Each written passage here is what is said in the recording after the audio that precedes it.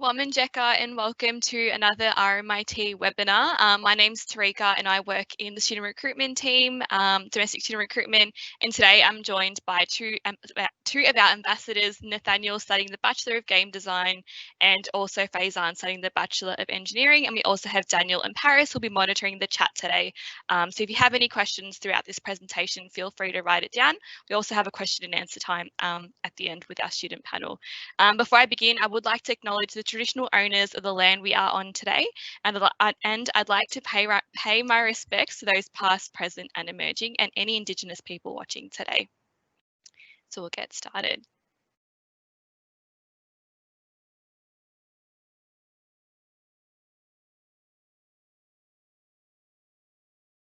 Okay, so why RMIT? RMIT is a dual sector institution. That means we offer vocational education, what you'd probably know as TAFE, and also higher education, so your undergraduate degrees. We are globally recognised with 3 campuses in Melbourne, 3 in Vietnam, and also a research centre in Barcelona, Spain. And we're also industry connected. That's something we're really proud about at RMIT. There's lots of different ways for you to get work experience no matter what course you do, which I'll talk about a little bit later. So the Melbourne City campus is our largest campus. It's in the heart of the city. We're integrated amongst shops, restaurants, Melbourne Central train station, so it's also very easily accessible by public transport. So it's not really traditional in terms of its structure because of that, but it has a really great city feel to it. We have some really, really cool facilities, as you can see on the screen. They're not your normal, square tables and chairs and boring white walls. It's very colourful, very dynamic. And there's also some interesting spaces as well. So there's a study space with all fake grass on the floor. There's another study space where you can actually take a nap in between classes. So things you'd probably dream about. The courses at the Melbourne City campus, we offer most of our courses there. So that's things like business, engineering, architecture, and design. So if you're interested in studying any of those courses, you most likely will be studying at the City campus. And then we have the Bundoora campus. That's pretty much our health and biomedical sciences and also teaching. So if you're interested in things like osteo, chiro, nursing, exercise and sports science, you most likely will be studying at this campus, as well as if you're wanting to do things like PE teaching and also normal teaching as well. So we're 18 kilometres from the city up in the northern suburbs. This campus is a lot more traditional. It looks like a proper, I guess, what you'd imagine a university to look like. Lots of green grassland and parks and things around it. So it's a very, very nice campus with some really great sporting facilities. So we have a FIFA approved soccer pitch, and the AFL women's Essendon team actually train there as well, which is pretty cool. There's also on-campus clinic for our chiro students and also on-campus accommodations. If you are wanting to move on campus, you can go and pretty much leave on campus. It's literally on site and roll out of bed and go to class, which is pretty cool.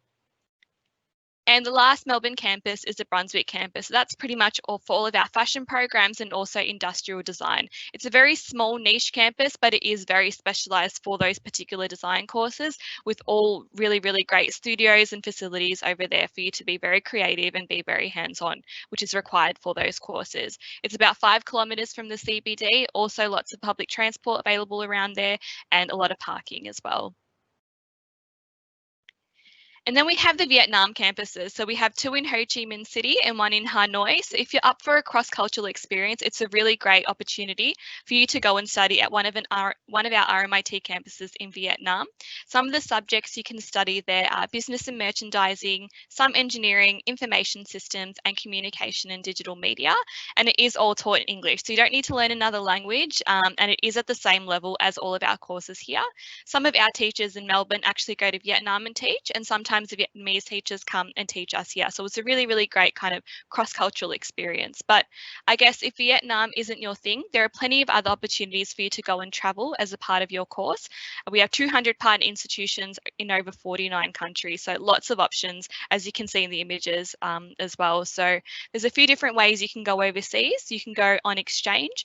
That's when you go to a partner institute in another country. You'll go for 6 months and go for a whole semester, so complete 4 subjects overseas. So it's really great because you get to experience a whole new culture. You might be learning a new language, a new food, a whole new lifestyle, and it's a bit of a mini holiday. So you kind of get the two, which is pretty cool. A friend of mine actually just came back last year from America, and she added on Canada to the end of her trip. So she got a really global experience, and everyone I know that's been on it has said it's been one of the best things. So definitely look into it. But if that's too long away from home, we also offer shorter study tours. That's when you go overseas on, I guess, a mini field trip excursion for about 10 days or 2 weeks, and you complete a whole subject in that time. So usually this is in the summer holidays, or it might be in the middle mid-year holidays. So you might go in January, for example, when there's no classes on, go overseas, like have a mini holiday, get all your classes done. And then when you come back, you only need to do 3 subjects instead of 4 because you've already done 1 in the holiday time, which is pretty cool to knock off a holiday and a subject. So it's a bit easier throughout the semester as well. So something I mentioned earlier is we're industry connected, and there's lots of different ways for you to get work experience in our courses. I'll go through a few examples. So we have practical placements. So if you're going to be studying something like nursing or teaching, then you'll be doing placements in hospitals and schools. There's also clinical practice. So we have a chiro clinic, as I mentioned earlier, so you can actually start working in a real clinic on campus whilst you're still studying your program. That means you not only graduate with experience, but it's a really, really great supportive environment. And if you ever get stuck, you can go to your teachers in the room next door. They can come over and assist you. And it's also discounted to the public. So it's a bit of a win-win for everyone. There's also lots of industry projects. So that's when people from the industry and big companies, and sometimes smaller ones as well, they'll come on campus and give our students briefs as a part of their assignment. And it really prepares them for the real world, I guess. So a really good example I like to talk about is Smiggle. So Smiggle came on campus, gave our Diploma of Graphic Design students a brief to design a new piece of stationery. And Smiggle were so impressed by one of our students, they actually decided to produce that design by that student and sell it nationwide in Australia's stores. So a really, really great experience for the students. They actually get to go to their local shopping centre and see something they've created, and it really looks good on their resume as well. It's also really cool to just be a part of learning how to, I guess, deal with organisations and things whilst you're still studying, so that when you do go out into the workforce, you have a lot of experience there. There's also lots of work integrated learning. So you will see that a lot of the business programs, we have our standard 3-year degree, but we also have a 4-year degree where in your 3rd year, you get to do 1 year paid work placement. So you don't attend any classes in that time. You go out into the industry and you pretty much work and you get paid, which is really, really good. I did the marketing version of that when I studied at RMIT, and I worked in the student recruitment marketing team. And a few years on, I've come back because I enjoyed that year so much. But I've also got friends who've done it at places like L'Oreal, Holden, Adidas, some really, really big companies, and often students do find employment that way as well, which is really good. Okay, so areas of study. So at RMIT, we offer a whole range of different courses. You can see these umbrella terms over here. Within these areas, there are more courses. So for example, you might think you like architecture and might be interested in kind of designing buildings and things. But within architecture, we have a general architecture course, but we also have landscape architecture and urban and regional planning. So there's a whole range. I definitely encourage you to go and have a look on our website, the Study With Us tab, and have a look at all the different options that are out there. And also go and have a look and speak with the members in our booths in the expo today. So you'll see that in broader categories, there might be science, engineering and health, and then within those you'll be able to get all your questions answered. So a whole range of courses that we have, from communication to law to IT, so I'm sure you'll find something you like within those. Okay, so pre-selection, prerequisites and selection requirements. So very, very important. These are subjects that you need to complete in order to be considered for a program. So a really important thing about these is that even if you have a perfect ATAR score, if you haven't got the right prerequisites that are required by the program you're wanting to gain entry into, then unfortunately you won't be considered for the course. So it's very important to make sure you're asking people in the booth today what the prerequisites are and what the selection requirements are for the courses you're interested in. So for example, if you're wanting to do something like engineering, an entry requirement may be math methods or physics. Or if you want to do something in science, you might require chemistry or biology. Now, these vary depending on course to course and also depending on your own situation. So if you're a local student or an international student and what your study history is like and things like that. So again, make sure you ask the people in the booth today. They'll be more than happy to kind of guide you in your for your own personal situation. And of course, for art and design courses, there's actually other things we look at besides your ATAR. So we recognize that these creative courses are more than just, I guess, tests and memorizing and things like that. It's about being creative. So we get students to submit other things as a part of their application, and that's what they get shortlisted on. So you might have a pre-selection kit, which is basically a mini assignment where you're given a brief and you might have to submit some photographs or some designs and maybe a little bit of writing. And you submit that, or you might be able to submit a folio, so it might be something you have lying around, work on that and submit that. From there, you might also have an interview as well. So it's a really great experience for you to showcase your work and also have a chat to the teachers in the interview as well. And yeah, they don't usually look at your score as much as opposed to this. So it's really important, again, to look at the dates for when these are due, because as I mentioned, these are prerequisites, and if you don't submit it, you won't be shortlisted. So make sure you check what dates these are due, so you give yourself enough time to prepare and I guess prepare the best application for you to be considered. Okay, so I mentioned at the start we're a dual sector institution, so I'll quickly go through the differences between the different types of study. So we have higher education courses, that's your bachelor degrees and undergraduate degrees. If someone's referring to one or the other, try not to get confused, it literally means the same thing. So this is a very theory-based learning style, a very independent learning style with lectures. So when someone's at the front talking to maybe a room of 200-300 students, you'd be sitting there writing notes, no one's marking the roll, no one's making sure you're there. It's completely up to you if you want to be there. And then you get broken off into smaller tutorials. So that's rooms of about maybe 30, 25 students. And that's when you go through all the stuff that you've learnt in the lectures, and you get to ask the teachers any questions, and you do group assignments and things.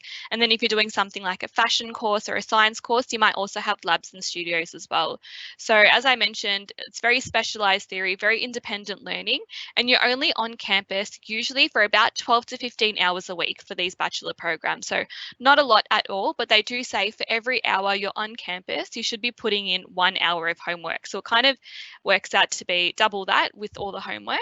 And these go for about 2 to 5 years. So associate degrees are usually 2 years, general bachelor's degree usually about 3. If it's a bachelor's degree with honours, usually about 4, and then 5 years for a double degree. And then we have vocational education. So that's your certificates 1 to 4, diplomas and advanced diplomas. Very hands-on learning style. It's very similar to what you guys would be used to like at schools. You tend to go from class to class as a group, smaller class sizes, and has like labs, prac studios as well. So in this type of study, you're usually on campus for about 20 to 24 hours, but you have less homework. So that's kind of how it varies between the higher education courses. And depending on what program you're doing, it can go from up to 6 months to a year. And we also offer apprenticeships and pre-apprenticeships as well. So that's your certificates 2 and 3. So that usually are in a trade area. So something like if you want to become an electrician or a plumber, you can do that at RMIT at the city campus up near the Lygon Street end. We have some really, really great facilities over there. So if you are interested, or if you need someone to help you find someone to do your apprenticeship with, we can assist with that as well. And of course, we do offer postgraduate and research programs. So this is really if you want to kind of consolidate learning that you've done in the past, or you really want to deepen your knowledge in a particular area. It's usually an entry requirement for these courses to have either a bachelor's degree or extensive work experience in these areas. So it's usually to kind of upskill, unless of course it's to get your actual qualification, like say psychology or architecture, where you need a master's to get that certificate. And these can go from about 6 months if it's a grad certificate to about 2 years for a master's, and then research can be like around 4 years, sometimes longer, and things like that. But again, if you have any questions in regards to any of these courses, feel free to have a chat with us people in the booth, or you can type it in the comment section in the chat.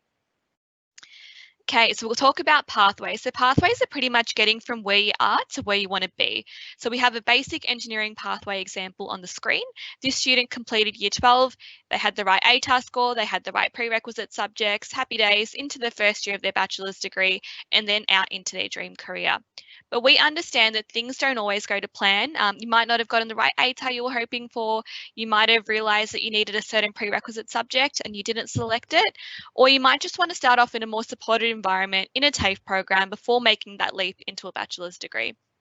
So that's where these pathways work. So for example, you can do an advanced diploma of engineering for 1 year and then transfer into the second year of a bachelor's degree, or you can do an associate degree for 2 years and transfer into the third year of a bachelor's degree. Now this student gets credit for what they've done, which means they're able to kind of jump into a middle part of the program, and they end up graduating with 2 qualifications in the same amount of time. The first example completed 1. So it's really good. It doesn't actually take any extra time. Of course, if you start off in a different area like a business advanced diploma and then go into engineering, it might add 6 months or a year, but it still helps you get in there if you aren't able to get in there any other way.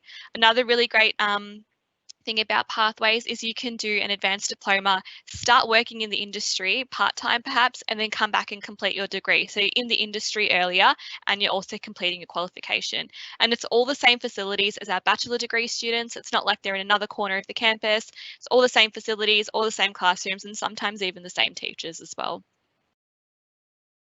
And of course, you don't have to go and do a bachelor's degree. We understand that's not for everyone. You're definitely able to go and find work after an advanced diploma or an associate degree. So you're able to, I guess, be work ready after completion.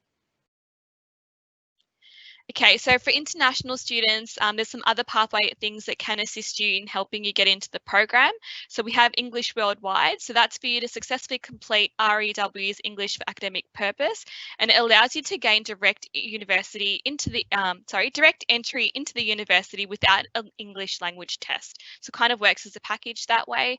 And we also have a Foundation Studies program, and that allows you to articulate directly into university programs, and there are tailored streams for that, which is really good. So there's an art, design and architecture stream, a business stream, science, engineering, health, and also general. So if you are an international student, make sure you go and have a chat to our wonderful reps in the international booth, and they'll be able to answer any questions you have there as well.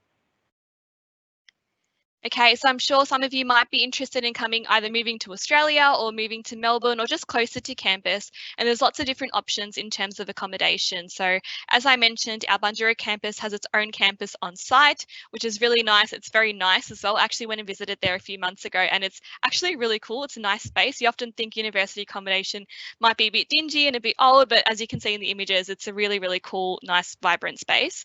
There's also other options that you can look at undertaking. So something like renting with friends or in shared houses. There's also lots of hostels you can stay in. So whether it's the La Trobe University one, if you're closer to the Bundoora campus, or other Melbourne Uni ones in the city. We also have RMIT Village in the city as well. And there's also lots of support available. We know it is a really big change moving out of home and things like that. So there's help for if you need help finding accommodation, or if you need some legal help, financial help, and even some scholarships as well. So definitely look into that and have a chat to the Student Services booth if you have any questions. So moving to Melbourne, Melbourne's a really, really great city to be at. I'm heavily biased. I was born and raised in Melbourne, so I love it, but we have some really cool things here. As I mentioned at the start, we have a lot of public transport, lots of trams, trains with a easy Mikey, just tap on, tap off, which is really, really convenient for everyone. There's also lots of employment options, whether you're looking to kind of work in the city or the suburbs, but you also get to experience the Melbourne lifestyle. So we have some great food, the best coffee, all that kind of thing. And it is just a wonderful city. So yeah, definitely have a look into coming down. So I know the transition from high school or wherever you are in life to tertiary studies can be really daunting, but it's really important to know that you're not alone and there are a lot of support services available for you, as you can see on the board. So I'll go through a few of these examples. SLAMS is a really good one. That stands for Student Learning Advisory Mentors, and they're basically students who've done really well in a subject the semester prior to yours, and you can go and ask them any questions you have. So it's basically a free tutoring service. In my first year of university, I had a subject called statistics, and I just didn't understand what was going on. I think sometimes when a teacher explains something, you don't quite get it, but if a friend or a peer explains it, all of a sudden it's light bulbs, and that's kind of the thought process behind SLAMs. So I'd go every Wednesday for about 20 minutes after my class, ask my SLAMs mentor any questions that I had, and thanks to that I passed, and here I am today. There's also lots of work and career help, and this is a really great service that's available to you even a year after you graduate. So we don't leave you after you've graduated and say, right, good luck. We still help you throughout that process after on. So you can go to them for resume help. So someone can help you write your resume, or if you want someone to look over your cover letter, they can assist with that.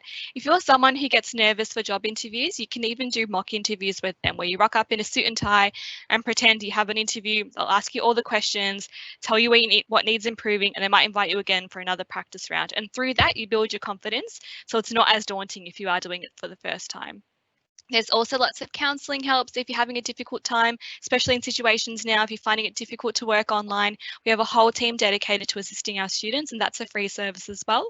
There's also lots of scholarships that are available. I know being a student, you often think scholarships for the really, really academically high achieving students, but there are lots of other merits that you can be granted scholarships on, whether that's through equity based or where you live and things like that. So again, make sure you look into it because it makes a really big difference in the long run.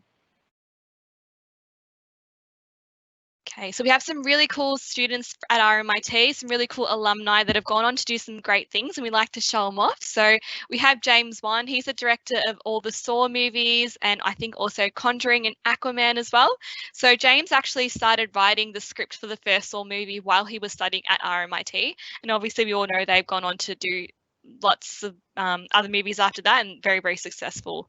We also have Amy Vale. So she's the marketing head of Spotify. So if any of you who still have the free version, you can blame her for all those ads. But yeah, she's doing really, really well. She was a marketing student at RMIT. And another really cool one is Jamie Forsyth. So Jamie was a Bachelor of Entrepreneurship student, and he actually owned a cafe with his wife. And he would see a lot of people use a plastic cup and kind of throw it away, and they weren't really happy about the wastage and wanted to do their part for the environment. And that's kind of how Keep Cup came about. So they had a 2-year-old son who had one of those sippy straws, and they thought, why can't adults have this, basically? And they came up with the Keep Cup, which obviously has grown to be so popular and so many different versions now. So that's just a few examples, but we have plenty more, but I won't go through all of them today.